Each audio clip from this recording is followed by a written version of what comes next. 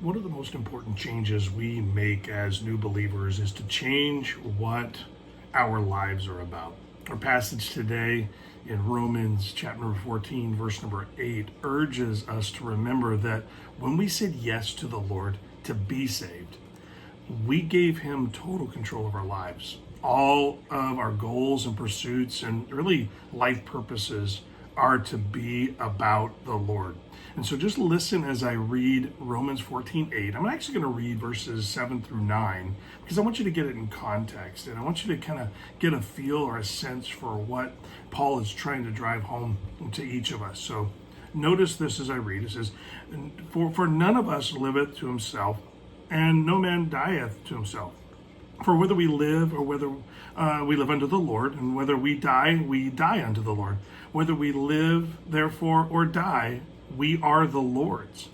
For to this end Christ both died and rose and revived, that he might be Lord both of the dead and the living. So did you notice he didn't say that he would be just someone we go see later? It's that he would be Lord. He died to make himself Lord in the sense that he forgave our sins and he has become our master. He's the one that paid.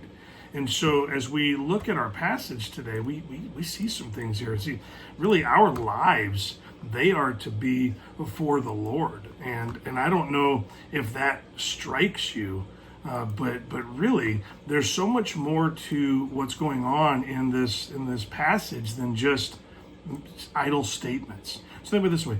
We have been given the most eternally important thing, and God paid the ultimate price to give it to us. So it's completely reasonable for him to expect us to yield our lives to the Lord and for his use.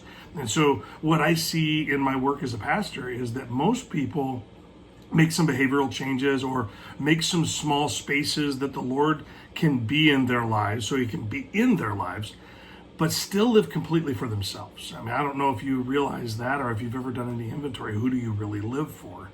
So when it comes to the sacrificial proofs, most have little or none. In the areas of basic surrender like serving and giving, most won't adjust enough to serve and are unwilling to adjust their lifestyle enough to give. And so Paul is urging everyone to adjust life to allow God to be able to say with all truth and integrity, this is my son or daughter, and they worship and serve me first and all else second.